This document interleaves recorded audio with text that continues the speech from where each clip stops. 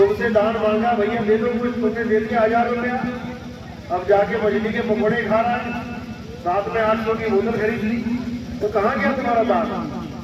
पाप में चला गया, क्योंकि तुम्हें कोई मिला ही नहीं जो तुम्हें बता सके कि दान देना है तो कहाँ देना है, पैसे लगेंगे तो कहाँ लगेंगे, फल मिलेगा तो कहाँ मिलेगा, ये सब भी गुरु ही बताता है। तो गुरु की मानता है कि गुरु होना ही चाहिए। अब गुरु होना चाहिए ये तो समझ में आ गया, लेकिन गुरु कैसा होना चाहिए, अब ये सवाल खड़ा हो जाता है, क्योंकि दुनिया में गुरुओं की कोई कमी थोड़ी नहीं है। कहते हैं एक पत्थर हटाओ तो 3-4 गुरु निकल आते बीच में, कितने गुरु हो चुके हैं, गांव गांव में कोई ना कोई गुरु बन के बैठा है, आश्रमों का अवतार लगे हुए हैं। हरिद्वार चले जाओ, इतने लोगों के घर नहीं होंगे जितने आश्रम है वहां पे। ऋषिकेश चले जाओ, काशी चले जाओ, गुरु ही गुरु बैठे हैं। और सबसे बड़ी बात यह है कि सारे ही गुरु तुम्हें भगवान का नाम देते हैं जपने के लिए। जिस भी गुरु के पास चले जाओ तुम्हें कोई ना कोई मंत्र पकड़ा देगा जपने के लिए। तो फिर तो एक ही गुरु बहुत है सारे संसार में, वही सबको मंत्र देते। इतने सारे गुरुओं की क्या जरूरत है? कोई कह रहा है राम राम जप लो, कोई कह रहा है श्याम श्याम जप लो, कोई कहता है हनुमान जप लो। यानी हमें जिस प्रकार के भगवान की इच्छा है गुरु हमें वैसा ही नाम दे देता है। हम गुरु जी से कहते हैं गुरु जी हमें शंकर जी से प्रेम है, बेटा तुम ओम नमः शिवाय जप लो। कोई कहता है गुरु जी मैं राम जी की पूजा करता हूँ, बेटा तू राम राम जप ले। कोई कहे मैं हनुमान जी की पूजा करता हूँ, बेटा हनुमान चालीसा पढ़ दे। अरे ये सब तो मैं बिना सुन के भी कर सकता हूँ। कौन सा शिव भगत ऐसा है जिसे ओम नमः शिवाय मंत्र का नाम नहीं पता? कौन सा राम भगवान का शिष्य ऐसा है, भगत ऐसा है जिसको राम राम का नाम नहीं पता? कौन सा कृष्ण जी का भगत ऐसा है जिसको कृष्ण जी का नाम नहीं पता? ये नाम तो बिना गुरु धारण किए भी पता है हमें। और अगर नाम जपने से ही भगवान मिलेगा तो बिना गुरु के नाम जप लेंगे तब भी भगवान ही मिलेगा, शैतान थोड़ी नहीं मिल जाएगा। तो फिर गुरु की जरूरत क्या है जब वही नाम मुझे पहले से पता है? हरे कृष्णा हरे कृष्णा ओम नमः शिवाय। तो गुरु की क्या जरूरत है? टीवी खोलो, सुबह से लेके रात तक गुरु ही गुरु, गुरु ही गुरु। और क्या बता रहे हैं? जो तुम्हें पता है। कौन सा राम कथा करने वाला गुरु कोई नई बात बता रहा है? वही कहानी सुना रहा है तुम्हें जो तुम बचपन से सुनते आ रहे हो। वही कृष्ण जी की लीला तुम्हें बार बार सुनाई जा रही है जो तुम सुनते आ रहे हो। टीवी में भी देख लिया तुमने, महाभारत देख लिया, हरे कृष्णा देख लिया, रामायण देख ली, सब कुछ तो देख लिया। जो बातें तुम्हें पता है वही तुम्हें हारमोनियम की तार के साथ राग के साथ सुनाई जा रही है। नया क्या कर दिया इन गुरुओं ने? और हम भी लगे हुए हैं। गुरु का मतलब समझो पहले, गुरु क्या देता है? गुरु का मतलब होता है जो तुम्हें ज्ञान देता है, नाम नहीं देता। यहां उल्टा काम चल रहा है। यहां गुरु नाम दे रहा है। याद करो बचपन में तुम स्कूल गए, तुमने गुरु धारण किया, कौन सा नाम दिया जपने के लिए? गुरु ने तुम्हें ज्ञान दिया। 2 एकम 2, 2 दूनी 4, ये ज्ञान दिया तुम्हें और तुम उस ज्ञान को आज तक लेके बैठे हो। नाम नहीं दिया जपने को। अगर नाम दिया होता जपने के लिए तो आज भी जप रहे होते। तुमने किसी सिलाई करने वाले दर्जी को गुरु बना लिया। अब वो तुम्हें कोई नाम नहीं देगा, वो तुम्हें ज्ञान देगा। बेटा पैंट की कटाई ऐसे होती है, शर्ट की ऐसे होती है, सलवार सूट की ऐसे होती है, सिलाई ऐसे होती है, हर चीज ज्ञान देगा। बहुत अच्छी बात है, गुरु ज्ञान ही देता है। तुमने किसी मोटर मैकेनिक को गुरु बना लिया, अब वो भी तुम्हें नाम नहीं देगा जपने के लिए, वो तुम्हें ज्ञान देगा। कैसे पिस्टन को खोलना है, कैसे क्या करना है, मोबिल ऑयल कितना डालना है, सारा ज्ञान देगा। कोई भी गुरु बना रहा है दुनिया में जो तुम्हें कोई काम सिखा रहा है, वो तुम्हें ज्ञान दे रहा है, सिवाय एक के। कौन? ये जो भगवान के नाम पे गुरु बने बैठे हैं। ये तुम्हें कोई ज्ञान नहीं दे रहे, ये तुम्हें नाम दे रहे हैं, और वो नाम दे रहे हैं जो तुम पहले से जानते हो। तो इस गुरु का फायदा क्या हुआ? क्या फायदा हुआ इस गुरु का? कोई फायदा नहीं हुआ। अब करना क्या है? अब उस गुरु को ढूंढना है जो तुम्हें नाम ना दे, जो तुम्हें ज्ञान दे। कौन सा ज्ञान दे? जो मुझे नहीं पता है। मैं मोटर मैकेनिक के पास ज्ञान देने गया, मुझे नहीं पता था कि इंजन कैसे खोला जाता है, इंजन कैसे बनाया जाता है। मैं दर्जी के पास गया, मुझे नहीं ज्ञान था कैसे कटाई करते हैं, कैसे सिलाई करते हैं। मैं किसी सुनार के पास गया, मुझे नहीं ज्ञान था कि कैसे सोने को डाला जाता है, कैसे जेवर बनाए जाते हैं। जो मुझे नहीं पता है वो बात मेरा गुरु मुझे बताए, तब समझो कि तुम्हें कोई ज्ञान मिला है। नहीं तो तुम्हें वही नाम मिल गया जो तुम बचपन से सुनते आ रहे थे। कोई फायदा नहीं है ऐसे गुरु का। और तुम्हें जो नाम दिया जा रहा है वो भी क्या दिया जा रहा है? केवल 52 अक्षर। ये जितने भी नाम हैं दुनिया में, ये कैसे पैदा हुए? किसी भी भगवान का नाम, किसी भी जात का नाम, किसी भी धर्म का नाम, किसी भी देश का नाम कैसे आया? याद करो एक दिन जब आदमी आदि मानव के रूप में था। आदि मानव सुना है ना? आप 8वीं 7वीं क्लास में आ जाता है आदि मानव के बारे में, कि आदि मानव वो है जो बिल्कुल शुरुआत में इंसान की जो उनको प्राप्त किया, जिसने ना पहनने के लिए कपड़े हैं, ना खाने के लिए अनाज है, ना रहने के लिए घर है, बंगले हैं। जानवर में जानवरों की तरह रहता है। ना कोई अक्षर है बोलने के लिए, ना कोई भाषा है। जब कोई अक्षर ही नहीं है उसके पास, तो कौन सा नाम जपता? अगर मुक्ति प्राप्त करनी होती, भगवान को प्राप्त करना होता। ये सारे नाम कब आए? जब आदि मानव ने अक्षरों की खोज करी। अक्षरों की खोज बाद में करी। सबसे पहली खोज क्या है आदि मानव की? अग्नि तत्व। सबसे पहले आग की खोज करी। पत्थर से पत्थर टकरा के आग पैदा करी। वहीं से खोज शुरू हो गई। आगे से आगे वो खोजता ही चला गया। पहिए की खोज करी, गोल पहिए की। उसके बाद अक्षरों की खोज करी। ये सारे अक्षर हिंदी, पंजाबी, उर्दू, फारसी, ये सब आदि मानव ने खोजे हैं। जो भारत में आने मानव थे उन्होंने हिंदी भाषा खोज ली। जो अमेरिका, इंग्लैंड में थे उन्होंने अंग्रेजी भाषा खोज ली। जो अरब देश में थे उन्होंने अरबी भाषा खोज ली। जो जापान में थे जापानी भाषा खोज ली। हर देश में जो आदि मानव थे जहां जहां पे, उन्होंने अपनी अपनी भाषा का विस्तार कर दिया, अक्षर पैदा कर दिए। अब उन्हीं अक्षरों के द्वारा संसार में हर चीज का नाम रख दिया। अंग्रेजों ने रख दिया वाटर, स्काई, एयर। हमने रख दिया हवा, पानी, आकाश। जापान में कुछ और रख दिया, ताइवान में कुछ और रख दिया, नेपाल में कुछ और रख दिया, चाइना में कुछ और। सारे अक्षरों को पैदा करके बैठ गए। यहां तक तो मामला समझ में आता है, चलो कोई ना कोई तो नाम रखना पड़ेगा जो चीज दिख रही है अपनी अपनी भाषा में। लेकिन असली झगड़ा कहां हुआ?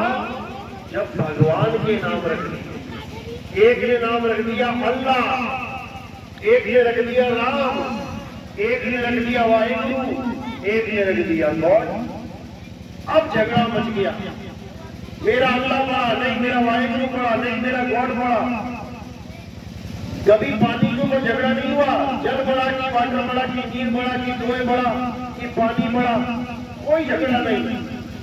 झगड़ा भगवान का है। पानी दिखाई देता है इसलिए कोई झगड़ा नहीं, पानी दिखाई देता है इसलिए कोई झगड़ा नहीं। लेकिन भगवान दिखाई नहीं देता है, इसलिए झगड़ा।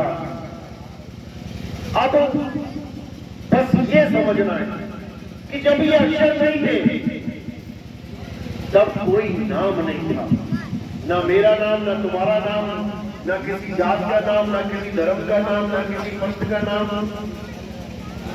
तब ये मंत्र कहां थे? राम का रा कहां से आया? जब या रा ला वा शा ये लाइन बनी तब रा आया, पा फा बा भा मा। जब ये लाइन बनी तो मां आया, आ का डंडा लगाया, राम बन गया। अल्लाह का आ कहां से आया? जब आ ई बनी। वाहिगुरु का वाह कहां से आया? जब या रा ला वा बना। यानी सारे अक्षर इन्हीं अक्षरों में से निकले हैं, इन्हीं को 52 अक्षर कहा जाता है। अब जितने गुरु संसार में बैठे हैं और तुम्हें 52 अक्षरों में नाम दे रहे हैं, बेटा ये जप ले, बेटा वो जप ले, बेटा ये जप ले, ये सब 52 अक्षरी गुरु हैं। ये सब 52 अक्षर देने वाले गुरु हैं, होठ कंठ से देने वाले गुरु हैं। और कबीर साहब क्या कह रहे हैं? 52 अक्षर जीव आधारा, आदि अक्षर जीव व्यासे न्यारा। वाही को सत सिमरण कहिए, सिमर सिमर कर उतरो पारा। कबीर साहब समझा रहे हैं कि ये जीव का खेल है भाई।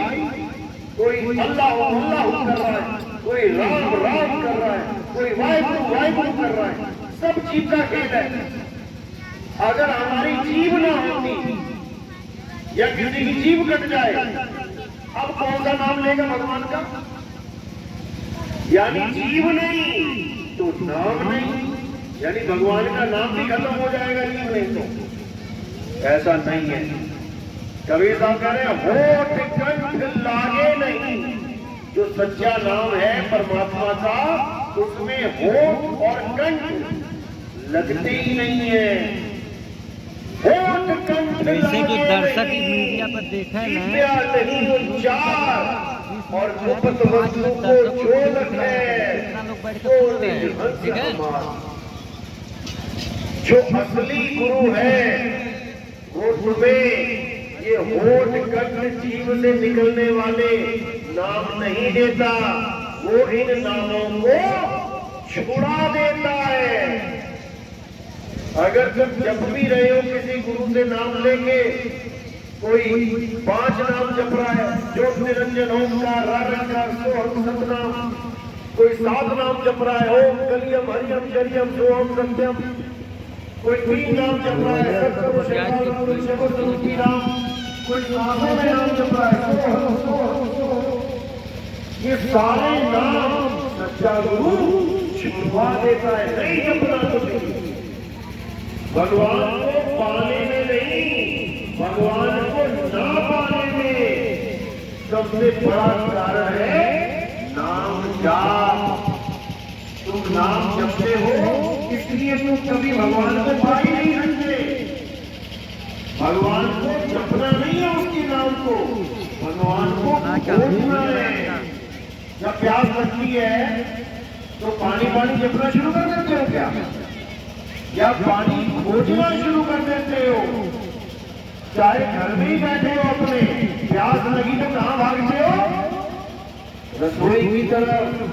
रसोई में जाके देखते हो मटका पड़ा है, मटका देखा खाली है, अब क्या करोगे? अब आवाज वगैरह पानी का रखा भाई, खोजो। जब खोजोगे वस्तु मिलेगी। और प्यास लगने पे बैठ के पानी पानी जपने लग गए तो कभी गला गीला होने वाला नहीं है। इसी को कबीर साहब कह रहे हैं, वो तो कहां ढूंढे रे बंदे, मैं तो तेरे पास में खोजी होए, तुरंत मिल जाओ एक पल की तलाश में। खोजी तो बनाओ। परमात्मा तुम्हारे बिल्कुल पास है, इतनी दूर तो तुम्हारे माँ बाप भी नहीं है। इतना पास वो है, लेकिन हम जान नहीं पा रहे हैं। हम मंदिरों में भाग रहे हैं कि वहां भगवान है, हम तीर्थों में भाग रहे हैं कि वहां भगवान है, और भजन क्या गा रहे हैं? मेरे रोम रोम में बसने वाले राम, भजन ये गा रहे हैं, रोम रोम में बसने वाले राम। और उसको ढूंढने कहां जा रहे हैं? मंदिर में। अब पूछो क्या मंदिर में रोम लगे हैं क्या? कहां लगे रोम? रोम कहां है? इस काया में है रोम। रोम रोम में बसने वाला राम, वो है असली राम जिसको खोजना है, वो है असली परमात्मा। मंदिर में तो केवल उसका सांकेतिक ज्ञान यानी एक मूर्ति रखी गई है। तुम्हारे दादाजी की मूर्ति लगी चौराहे पे, बहुत बढ़िया काम किया, दादाजी की मूर्ति लगी। अब खाना खिलाने दादाजी को दादाजी के कमरे में जाओगे कि मूर्ति के पास लेके जाओगे? चौराहे पे थाली लेके जाओगे? दादाजी को खाना खिलाना है तो दादाजी के कमरे में लेके जाओगे कि चौराहे पे लेके जाओगे थाली? उनकी मूर्ति को खाना खिलाने के लिए। बस यही अज्ञान है। अब जिसको पता ही नहीं है कि दादाजी यही रहते हैं, वो बेचारा मूर्ति के पास जा रहा है खाना खिलाने। और जिसको पता है कि मेरे दादा मेरे पास है, वो कभी मूर्ति की तरफ देखेगा भी नहीं।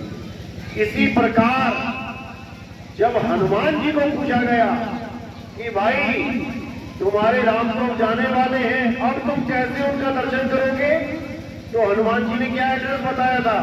अयोध्या का एड्रेस बताया था कि वहां पे मंदिर जाया करूंगा मैं दिन रात। क्या किया था उन्होंने? अपनी छाती फाड़ के दिखाई।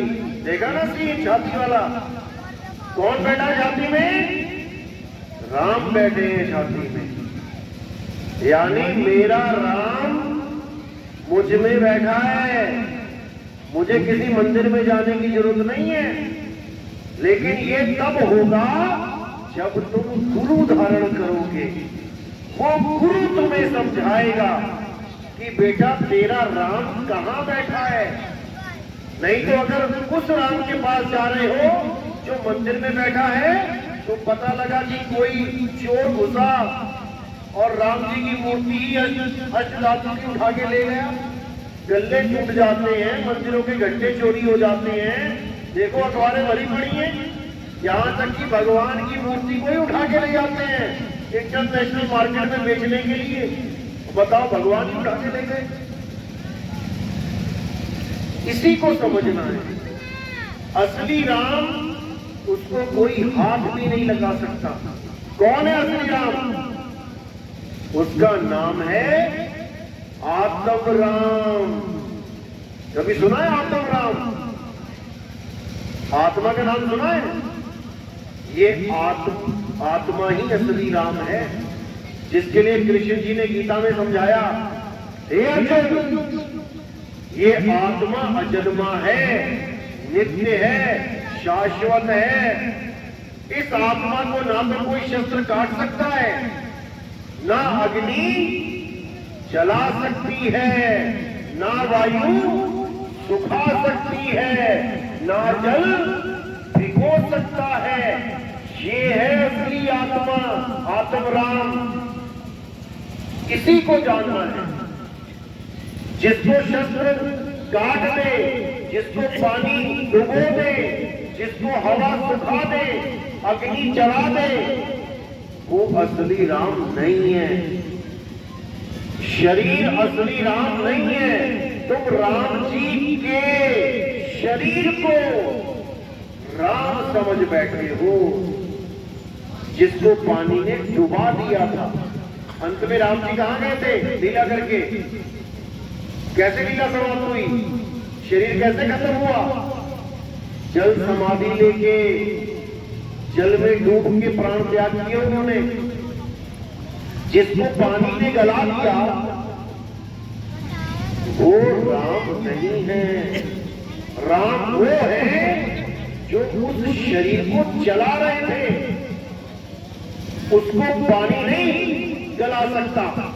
वायु नहीं सुखा सकती। शरीर राम नहीं है, राम आत्मा है।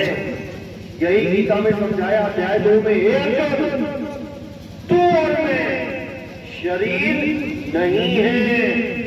शरीर तो इस आत्मा के कपड़े हैं। कपड़ों के मारे जाने पर, कपड़ों के फट जाने पर भी आत्मा को कभी कुछ नहीं होता। हम और तुम आत्मा है, शरीर नहीं। कितना समझाया। और ये जितने भी गुरु बैठे हैं यही लाइनें भी पढ़ रहे हैं, लेकिन फिर घुमा के शरीरों की पूजा में लगे पड़े। इनको खुद ही समझ में नहीं आ रहा कि मैं बोल क्या रहा हूं और कर क्या रहा हूं। गीता में बिल्कुल स्पष्ट बोला है अर्जुन, 2 प्रकार के तत्व हैं, एक असत और एक सत। असत तत्व वो है जिसका नाश हो जाता है, जो बदल जाता है, जो पैदा होता है और मर जाता है, यानी शरीर। ये शरीर असत्य है। और सत्य क्या है? सत्य केवल आत्मा है। हे अर्जुन, आत्मा को जानने वाले कभी वापस इस जड़ संसार में, इस माया के संसार में नहीं आते। और जो आत्मा को नहीं जान पाते, जो शरीरों की पूजा में जीवन बर्बाद कर देते हैं, वो बार बार इस संसार में आते हैं। नाना प्रकार की योनियों में उनको जन्म लेना पड़ता है। कभी कुत्ता बन के आते हैं, कीड़े पड़ जाते हैं, गांव गांव में कुत्ता घूमता है, कोई मदद नहीं करता, सब लाठी देके दौड़ाते हैं। कौन है ये लोग? ये वही है जो अपने जीवन में आत्म ज्ञान को जान ही नहीं पाए। कभी सांप निकलता है घर के पास तो लाठी लेके दौड़ाते हैं। कौन है ये लोग? ये वही है जो सारी उम्र सांपों को ही दूध पिलाते रहे और अंत समय में सांप की योनि में पड़ गए। क्योंकि आप इसकी पूजा करोगे, आपको वैसा ही फल मिलेगा। आप पीपल पूजोगे, आपको अगले जन्म में पीपल बन के आना पड़ेगा। आप सांप की पूजा करोगे, आपको अगले जन्म में सांप बन के आना पड़ेगा। आप गाय की पूजा करोगे, आपको गाय बन के आना पड़ेगा। और ये अचल नियम है प्रकृति का। एक ऋषि था, सारी उम्र हरिओम हरिओम, ओम नमः शिवाय, ओम नमः शिवाय, सारे नाम जपता रहा। जपते जपते जपते जपते बूढ़ा हो गया। अब जब बूढ़ा हो गया तो उसके आश्रम में कहीं से एक हिरण का बच्चा आ गया। अब हिरण के बच्चे से उसका मोह बढ़ गया। खूब खिलाए, खूब पिलाए, टहलाए, बड़ा अच्छा लगे। इतना मोह बढ़ गया कि सुबह शाम दिन रात हिरण के बच्चे को ही याद कर रहा है। अब एक दिन बैठा भजन कर रहा था, इतने में मृत्यु आ गई। यमदूत सामने खड़े हो गए आगे, चल भाई। अब वो फिर यही सोच रहा है कि हिरण के बच्चे का क्या होगा, कहीं उसको शेर चीता ना खा जाए। हालांकि वो अच्छी बात सोच रहा है, किसी का भला सोच रहा है, लेकिन ये सोचना ही उसके पतन का कारण बन गया। हिरण के बारे में सोचता सोचता उसने प्राण त्याग कर दिए और उसको वापस इस दुनिया में हिरण बन के आना पड़ गया। अब भाग रहा है शेरों के आगे और रो रहा है। उस समय को धिक्कार रहा है कि मैंने किसके लिए अपना जितना प्यार था, प्रेम था, उड़ेल दिया। मैंने किसके विचार में ये त्याग किया थे। इसी प्रकार जिसका भी हम विचार करते हैं, जिसको भी हम पूजनीय मानते हैं, जिसकी भी हम पूजा करते हैं, अंत समय में हमें वही रूप धारण करना पड़ता है। तुलसी की पूजा करोगे, जल चढ़ाओगे तो तुम्हारे ध्यान में तुलसी ही रहेगी। सुबह उठते ही अपने आप दिमाग में आ जाएगा, तुलसी को जल चढ़ाना है। और अगर वही तुम्हारी मृत्यु का समय हुआ और तुमने याद कर दिया कि तुलसी को जल चढ़ाना है, तो तुम्हें तुलसी का पेड़ बनना पड़ जाएगा।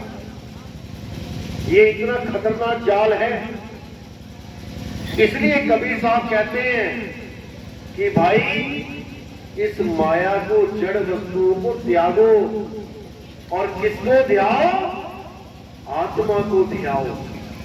जल में मीन प्यासी, मोह देखत आवे हासी। आत्म ज्ञान बिना नर भटके, कभी काबा कभी काशी। मुसलमान भाई है तो काबा की तरफ दौड़ रहा है, हिंदू भाई है तो काशी की तरफ दौड़ रहा है। क्यों दौड़ रहा है?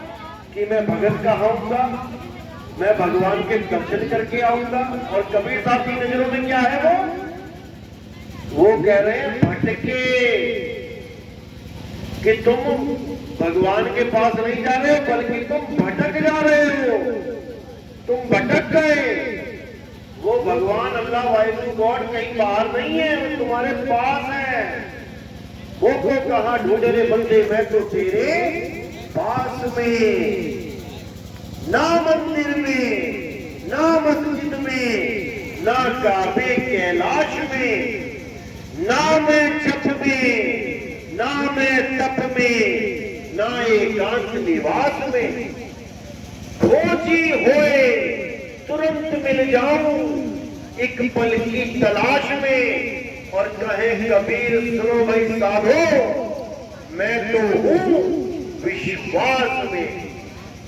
विश्वास में परमात्मा है। अब कोई कहे मैं तो पत्थर पे विश्वास करके बैठा हूं कि पत्थर में भगवान है, तो वो विश्वास नहीं है, वो अंधविश्वास है। विश्वास उसको कहते हैं जब मैं परख लेता हूं। जैसे किसी का कोई नौकर है, उसने उसको 10 लाख रुपए दे दिए दुकान पे कि जा बेटा बैंक में जमा करके आ। अब तो दूसरा आदमी बैठा है वहां पे, वो क्या बोल रहा है? अरे भाई 10 लाख रुपए दे दिए तूने इसको, लेके भाग जाए। तब बंदा क्या बोल रहा है? नहीं नहीं नहीं नहीं, मुझे इसमें पूरा विश्वास है। ये विश्वास कैसे हुआ? परख करने के बाद। पहले उसने 1000 का नोट दिया, बेटा इसको जमा कराना, वो जमा करके आ गया। फिर उसको 10,000 रुपए दिए, बेटा 10,000 रुपए जमा कराना, वो जाके फिर जमा करके आ गया। फिर उसको 50,000 दिए, लाख रुपए दिया, 70,000 दिया, 2 लाख रुपए दिए, हर बार वो जमा करके आ रहा है। अब उसने उसको परख लिया कि ये बंदा बिल्कुल जेन्युइन बंदा है, ये बंदा विश्वास पात्र है। अब वो उसको 10 लाख भी दे रहा है, तब भी उसको कोई दिक्कत नहीं है, क्योंकि परख लिया। लेकिन क्या तुमने परखा कि जिस भगवान की तुम पूजा कर रहे हो वो मुझे बचा सकता है कि नहीं? कैसे परखेंगे? कोई भी किसी भी भगवान की पूजा करता है, चाहे मानो कबीरपंथी कबीर साहब की मूर्ति की पूजा करते हैं। कबीर साहब ने बिल्कुल मना किया मूर्ति पूजा करने को। पाथर पूजे हरि मिले तो मैं पूजूं पहाड़, और वासे ये चाटी भली जो पीस खाए संसार। कबीर साहब कहते हैं पत्थर पूछ के परमात्मा नहीं मिल सकता, क्योंकि पत्थर जड़ है। पत्थर किसी का कल्याण नहीं कर सकता। कबीर साहब की मूर्ति बना ली पत्थर की कबीरपंथियों ने, अब उसकी पूजा कर रहे हैं भगवान मान के। तो मैंने ये बोला, मैंने कहा उस मूर्ति को तुम एक बार टेढ़ा कर दो, लेटा दो, और मूर्ति के आगे सारे भगत खड़े हो जाओ और बोलो कि भगवान जिस दिन तुम अपने आप सीधे हो गए, उस दिन से मैं तुम्हारी पूजा करूंगा। तो कब होगी मूर्ति सीधी? कितने घंटे में हो जाएगी? होगी? कितने दिन में हो जाएगी? कितने साल में हो जाएगी? इस जन्म में हो जाएगी? नहीं होगी।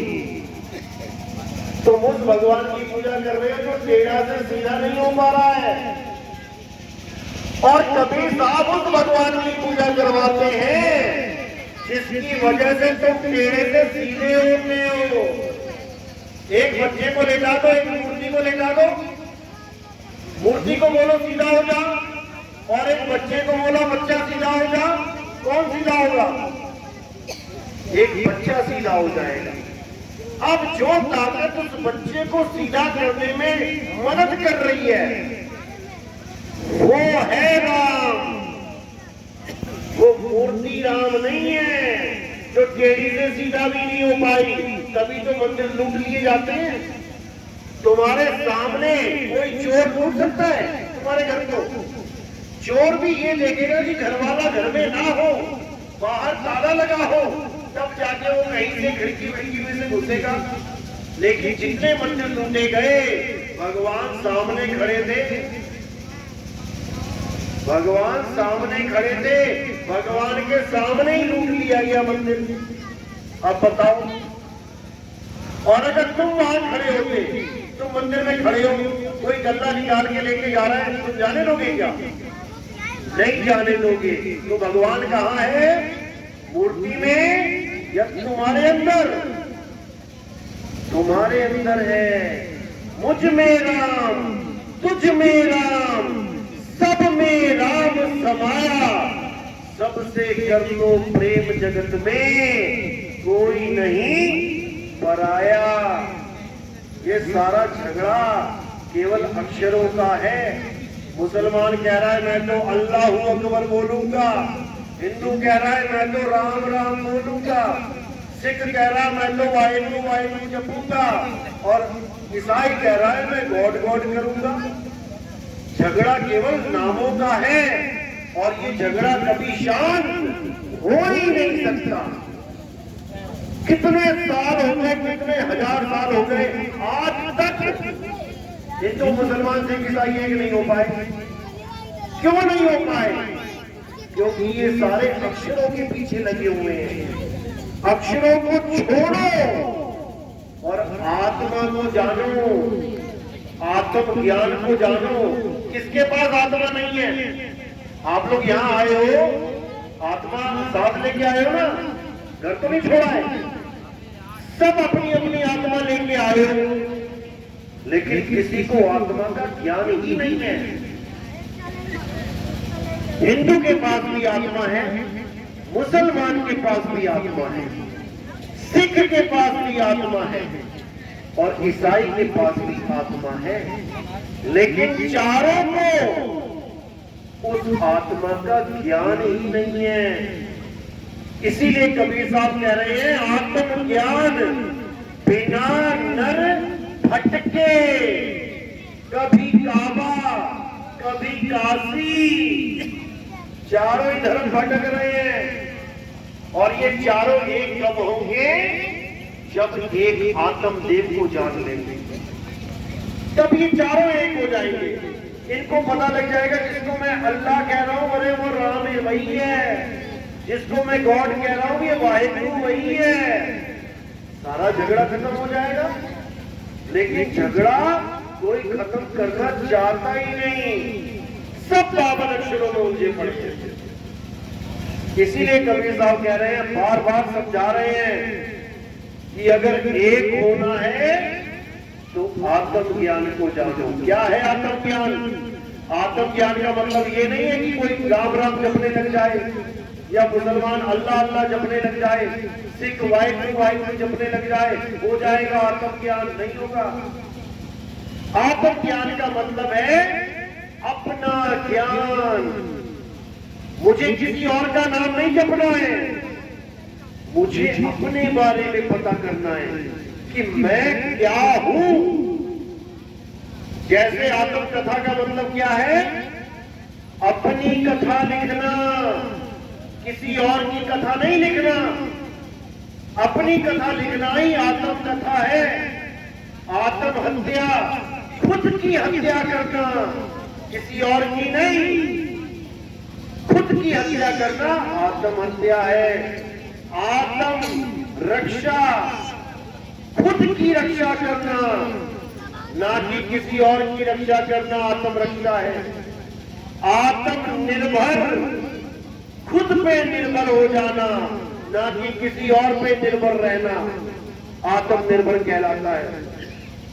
किसी प्रकार आत्म कल्याण, खुद का कल्याण करना, किसी प्रकार आत्म ज्ञान यानी किसी और की पूजा नहीं, खुद को जानना आत्म ज्ञान है।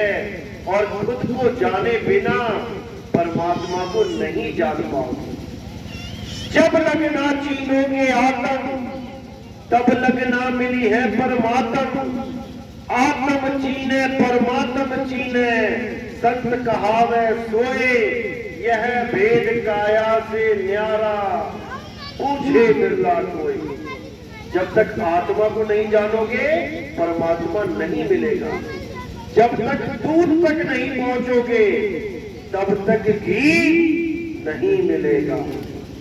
इसी प्रकार जब तक खुद को नहीं जानोगे तब तक खुदा नहीं मिलेगा। इसीलिए सबको आत्म ज्ञान की प्राप्ति करनी चाहिए। तो पूजा पाठ करना चाहिए कि नहीं? क्या समझ में आया? हाथ खड़े करो, किसकी समझ में आया? पूजा पाठ करना चाहिए। कौन कहता है? हाथ खड़े करो। इतना सत्संग सुन के पूजा पाठ नहीं करना चाहिए, हाथ खड़े करो। कुछ भी नहीं, कोई बात नहीं। गीता क्या कहती है? गीता पढ़ो, अध्याय 3। अध्याय 3 में 11, 12, 13, 14, 15, 16 ये श्लोक पढ़ोगे। क्या लिखा है? जो लोग देवताओं की पूजा नहीं करते, जो लोग वेदों के अनुसार यज्ञ नहीं करते, वो पापी हैं, उनको पाप लगेगा। जो प्रसाद का भोजन ग्रहण नहीं करते उनको पाप लगेगा। लेकिन लग गया क्यों? क्योंकि हम भी नहीं करते, ना हम कोई वेद पढ़ते हैं, ना हम कोई पूजा पाठ करते हैं, ना हम कभी मंदिर जाते हैं, ना हम मंदिर का प्रसाद खाते हैं, ना हम देवताओं की पूजा करते हैं, फिर तो हम भी पापी हो गए। अब गीता समझा रही है कि लेकिन जो व्यक्ति अपनी आत्मा में रमण करता है, जो व्यक्ति अपनी आत्मा में संतुष्ट है, जो व्यक्ति आत्म ज्ञान में तृप्त है, उनके लिए कोई धार्मिक कर्म कर्तव्य लागू ही नहीं होता। यानी अगर वो सारी उम्र मंदिर ना जाए, वो पूजा पाठ ना करे, वो मुसलमान है तो सारी उम्र मस्जिद ना जाए, वो कलमा ना पढ़े, वो 5 टाइम की नमाज ना पढ़े, कोई सिख है वो सारी उम्र गुरुद्वारे ना जाए, कोई ईसाई है वो सारी उम्र चर्च ना जाए, लेकिन अगर उसने आत्म ज्ञान को प्राप्त कर लिया है तो उसके ऊपर कोई कर्मदंड लागू ही नहीं होता, उसको इतना भी पाप नहीं लगने वाला। ये अध्याय 3 17वां श्लोक है। आप गूगल पे भी सर्च करोगे, अध्याय 3 17वां श्लोक सामने आ जाएगा। पढ़ो क्या लिखा है। अब 18वें श्लोक में क्या बोला अध्याय 3 में? कि जो आत्म ज्ञान में रमण करते हैं, आत्म स्वरूप को प्राप्त करते हैं, वो अन्य किसी जीव पर निर्भर नहीं रह जाते।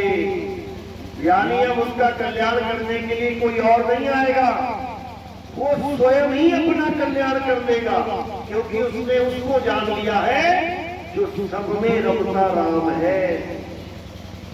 अब ये ज्ञान होगा कहां से? आत्मा का। उसके लिए क्या बोला? 34वां श्लोक, उसमें बिल्कुल क्लियर बोला है। कई लोग कहते हैं हमें भगवान की पूजा करनी है, गुरु से क्या मतलब? गुरु धारण करना कोई जरूरी नहीं है।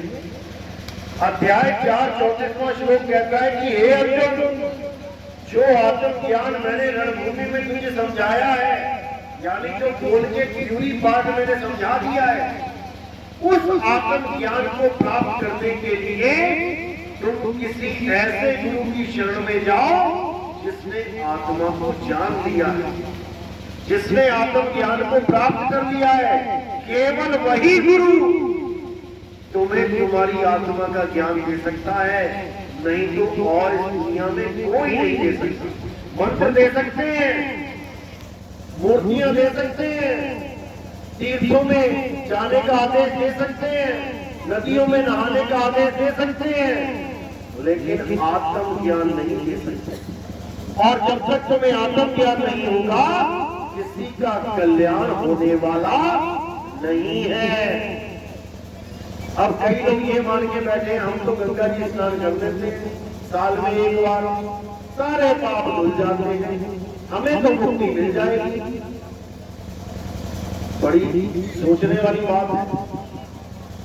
अब एक चोर था, उसने क्या किया, चोरी करी, सीसीटीवी कैमरा में आ गया, चोरी करके गया घर, दौड़ के गया गंगा जी में नहा के आ गया।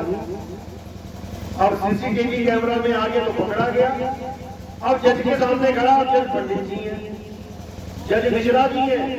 अब वो जज के सामने कह रहा है कि महाराज मैं तो गंगा स्नान करके आया हूँ, मेरे तो सारे कर्म फल धुल गए हैं, सारे पाप मेरे धुल गए हैं, मुझे सजा नहीं हो सकती।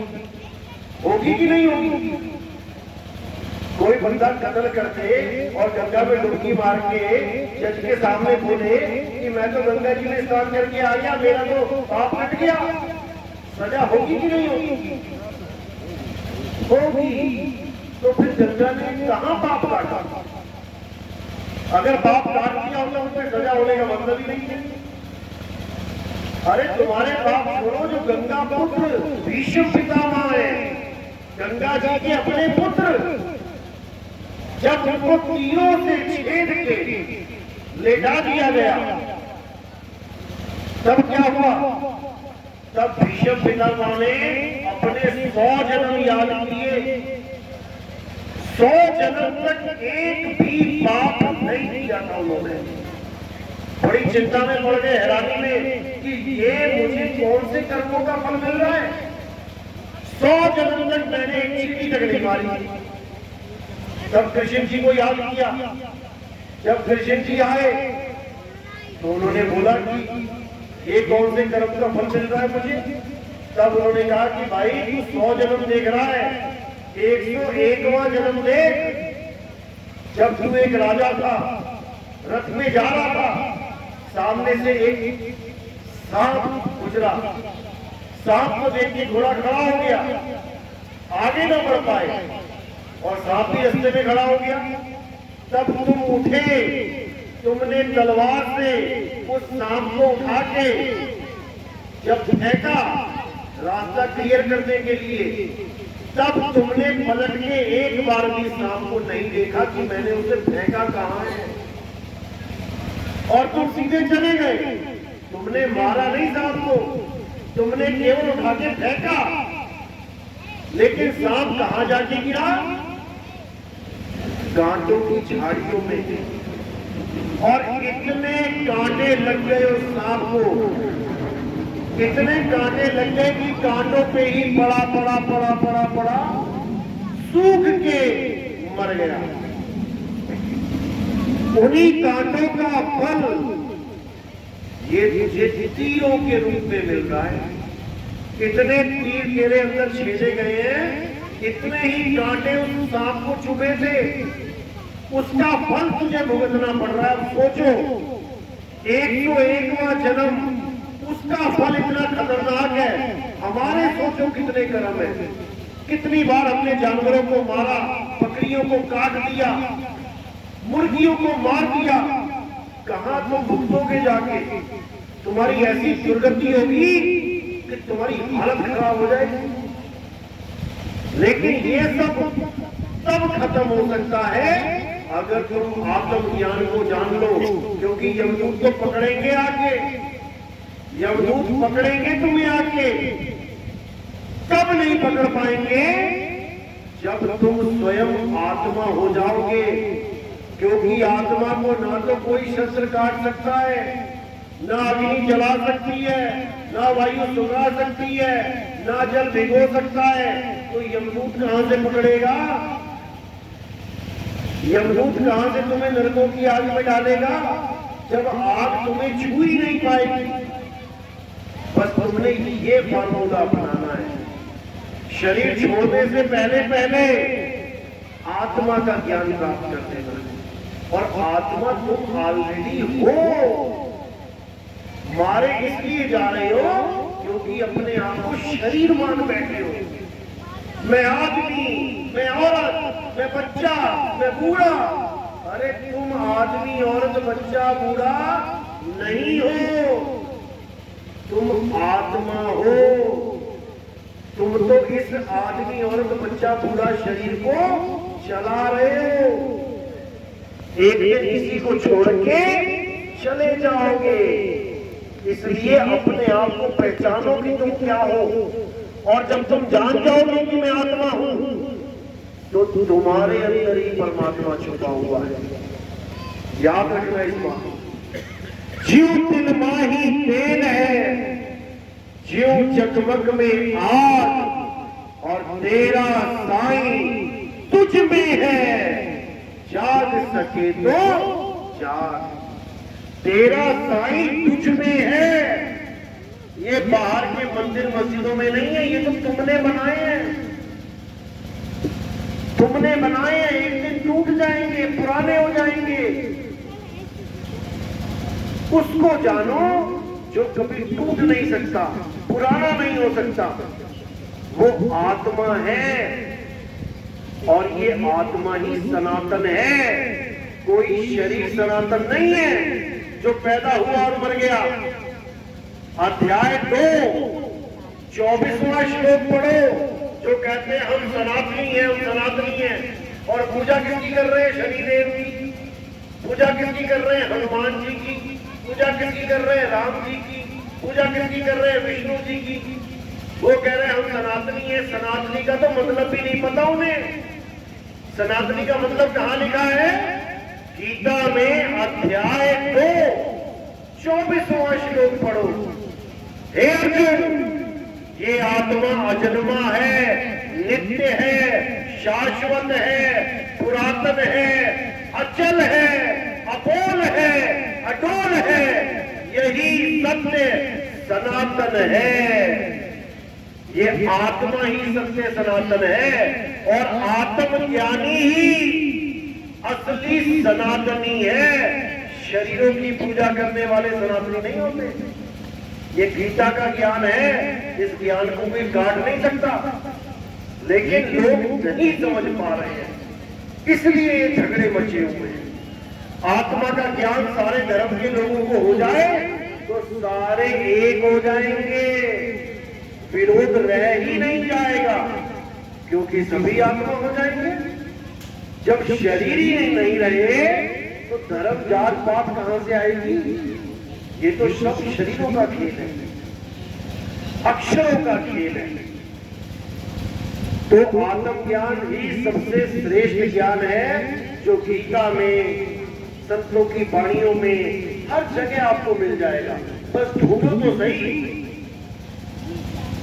तो इसी के साथ आज का सत्संग समाप्त करते हैं। हमारा सत्संग YouTube चैनल पे आता है। चैनल का नाम है कहत कबीर सुनो भाई साधो। आपने ये टाइप करना है और टाइप करने के बाद मेरा नाम लिखना है। मेरा नाम है नितिन दास। जब आप नितिन दास लिखोगे साथ में, तो बिल्कुल सामने चैनल आ जाएगा। कबीर साहब की पीली सी फोटो होगी। उस चैनल को आपने सब्सक्राइब करना है। उसमें सत्संग दिए गए हैं serial wise, 1 number, 2 number, 3 number, 4, 5, 6, 7 ऐसे करते करते 209 सत्संग अभी तक हमने किए हैं। उसके अलावा लाइव सत्संग, जैसे यहाँ प्रोग्राम हो रहा है, ये भी डला हुआ है। शंकर समाधान भी डली हुई है। टोटल 550-600 वीडियोस उसमें पड़ी हैं। आप सीरियल वाइज उसको सुनोगे, आपकी सारी शंकाएं खत्म हो जाएंगी। आपको समझ में आ जाएगा कि इंसान जन्म मिला है तो क्यों मिला है, और इस इंसान जन्म को सफल करने के लिए आप बिल्कुल सही मार्ग पर निकल पड़ोगे। तो आज का सत्संग यही समाप्त करते हैं। बोलिए परमपिता परमात्मा की, सतगुरुबंदी छोड़ कबीर साहिब की, सभी संतों की, सकल अंशों बंदी साहेब की सतनाम। किस किस को मेरी बात समझ में आई है वो एक बार हाथ खड़ा कर दे। किस किस के समझ में आई? बहुत अच्छी बात है, लगभग 80-90% लोगों के समझ में आती है, क्योंकि आज पहला सत्संग है, इसलिए बात अटपटी लग सकती है, बात बड़ी अजीब लग सकती है। ये क्या बात हुई भगवान की शुरुआत में? नहीं, भगवान से मिलाने की बात बताई है। साहिब कहते हैं अटपट ज्ञान कबीर का झटपट लखा न जाए, और जो इसको झटपट लगे तो सब खटपट मिट जाए। तो खटपट मिटानी है और आत्मज्ञान की तरफ बढ़ना है। अब आरती का टाइम है, आरती का भेद बता देता हूं मैं आपको।